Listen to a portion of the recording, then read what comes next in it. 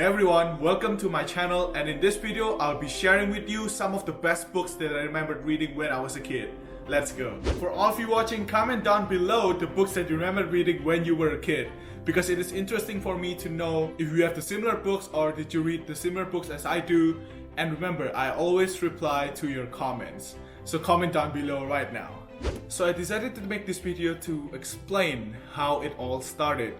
Basically, why did I start reading novels, why did I start reading fiction, self-development, and basically how it all develops into my current interest of reading books. For me, sharing this video is really interesting because I believe that by sharing this video, you guys watching will be able to know me better when I share a little bit about my background and my childhood experience. Just quickly before we get into the video, if you're new here, my name is Brian and welcome to Brian Reads, where I make book discussion, book vlogs, and reading challenges weekly to you. And if you like this video, please press the subscribe button below and press that like button because it will motivate me to make new videos for you every week. Alright, so let's get into the video. Alright, so a quick history of me. So I did not start by reading thick novels in the first place. I actually started by reading comics. Back in Indo, the comics were not at all like The Simpsons or like Marvel or DC, like all the superhero comics, but we actually have manga, which is a Japanese comic, which I believe you guys all have known about it, like you must have heard of it before. So I started reading Naruto, One Piece, and Yu-Gi-Oh! If you guys know what that is, then shout out to you. So I got interested in reading these comics because I followed in my brother's footsteps, because he obviously started reading them first than I did. It went on for quite a while before I eventually got introduced to Geronimo Stilton, a kid's novel which also my brother brought home. Yeah, so one day he brought home this book, Geronimo Stilton, with, I couldn't remember the title exactly, and yeah, I decided to borrow it and started reading it. Yeah, so both me and my brother are actually really keen on reading Geronimo Stilton at that time, and without us knowing, our collection actually got pretty big. And from that, I actually found my passion and interest in reading. There were also frequent books fairs held in my primary school. Yeah, here and there I'll be like, I think it was held twice a year, twice or three times a year. I don't know. It's been a long time, man. Yeah, so every time there's a fair, I usually buy two or three books that looks cool in my opinion. Like those spy novels for kids with those fancy titles, fancy fonts, fancy drawings, with those colored pages up front. Yeah, that's what I really enjoy reading at that time after, you know, I started reading those novels. Or maybe I'll just bring home a Star Wars catalog book. Character guide, I mean. Which we all know is way overpriced. Moving on, I was then, I think I was more interested in fiction when I was in grade 4 or grade 5, when my English teacher actually introduced us to Charlie and the Chocolate Factory, which was a classic book but in the kids section. It was written by a famous author, Roald Dahl. Alright, so the thing is, there's only one or two copies. I think there was only one copy of Charlie and the Chocolate Factory in my primary school library, and the teacher got hold of it. So the last 15 minutes of every English period, so the teacher will be like sitting down with all of us and she will start to read the book to us. And you know, she likes to end in like cliffhangers part, and like, did Charlie ever get the golden ticket? Or what happened to the kids when they were inside the factory? You know, all that stuff, like all those cliffhangers, and we were like really keen on knowing what's next. But there's no way to do so because, you know, there's only one copy of that book in the primary school library. So it became like a really rare book that we're all trying to borrow from the library. Yeah, I think from then on I discovered another work of Roald Dahl, which was James and the Giant Peach and the BFG. Okay, so after discovering works of Roald Dahl, I think I found books in the same kind of genre. I actually found The Wishing Chair collection by Enid Blyton. It talks about a magical chair that brings you wherever you can imagine, and then it flies away, or it transports, like a teleportation device. And from then on, it was just like a lot of spy team novels. For example, like the famous book series, The Famous Five by Enid Blyton, or pretty much any of the other novels in the fantasy genre. And when I started high school, I decided to take up reading more self-development books, which I believe is really helping me to like develop myself into a better person, and I decided to shift my love of fiction from those kids novels into classics, which I enjoy until this very day. Alright, so there was a brief glimpse of my childhood, and now I would like to move on to some of the best books that I remembered reading when I was a kid. And let's move to the first one, which is Origami Yoda. I remember I bought this book when I was traveling to Vancouver, Canada, and I bought it in a large bookstore chain called Chapters in Vancouver.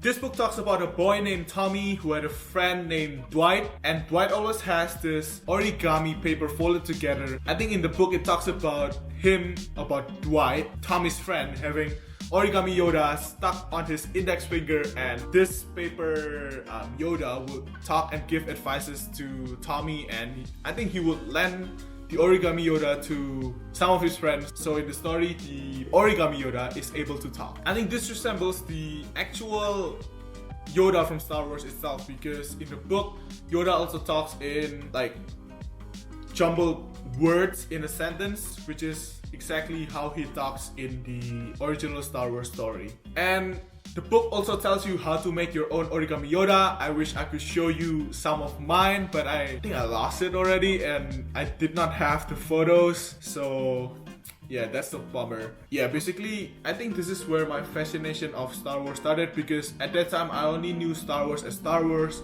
That is why I think I decided to get this book in the first place. So up next on the list is a book titled Swindle, which is a spy team kids novel.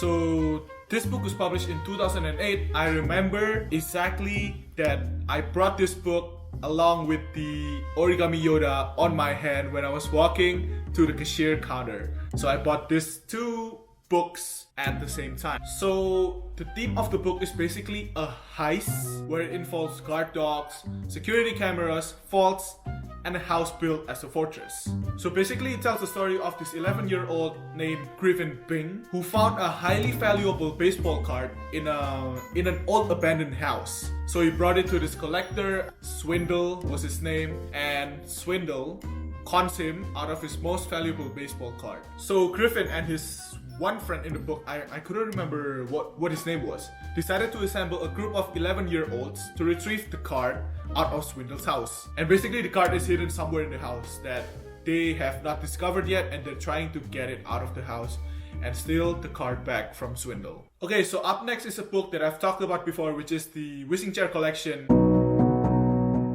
There were a lot of stories involving this whizzing chair, and I really enjoyed this story when I was a kid. So yeah, that book is definitely on my list. Next up, we also have the famous Charlie and the Chocolate Factory by Roald Dahl. Yeah, so I think basically this book is what started it all, like started getting me interested into reading fiction, because you know, like the book was so well written, and yeah, the ending was, I think, was pretty amazing for me. Next up on the list, we also have a series of fantasy novels which was titled Bisques.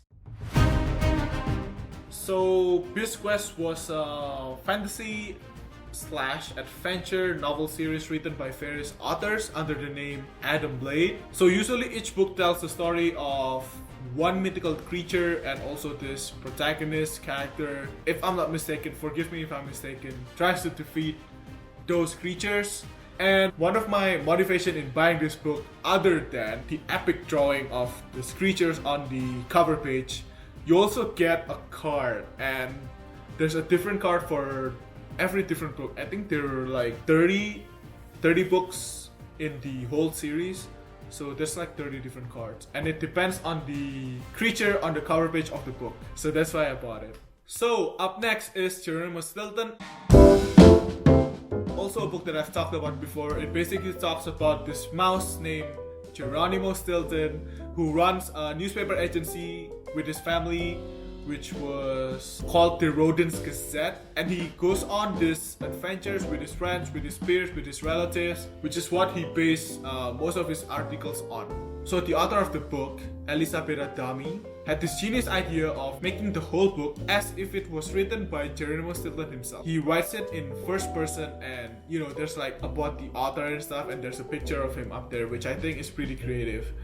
And there's a lot of illustrations inside the books with all those words made in like cartoon form, so that it makes it interesting to express emotions or describe a particular situation. Yeah, which is basically what I think made it a best-selling novel series for kids. Okay, so the last book on the list that deserves a shout out would be the Star Wars Bloodlines series, which is my first experience in reading those really small shaped like novels with words really close together, and like there are no illustrations at all. That particular novel I read about was about one of Star Wars' most famous characters, which was Boba Fett. But in the end, I eventually did not get the chance to actually finish it because of, I think at the time, like most of the characters inside the Bloodlines book series by Star Wars were not actually introduced in the original Star Wars story plot. So there were a lot of new characters related to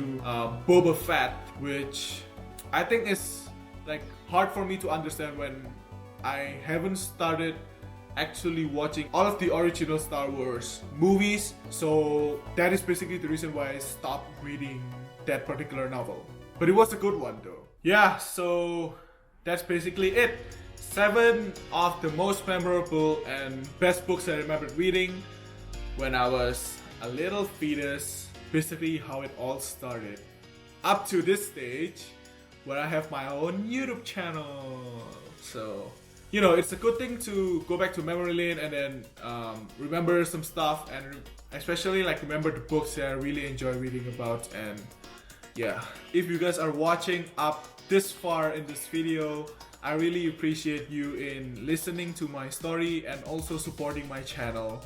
And I really appreciate it, and I want to thank you guys. This brings us to the end of this video, and this is all for today. Don't forget to comment down below. I really appreciate all of you guys watching. Like this video, subscribe to this channel, and also turn your notifications bell on so that you don't miss out on any of my future videos. I hope you guys are having a great day. Stay safe, and I'll see you in the next one.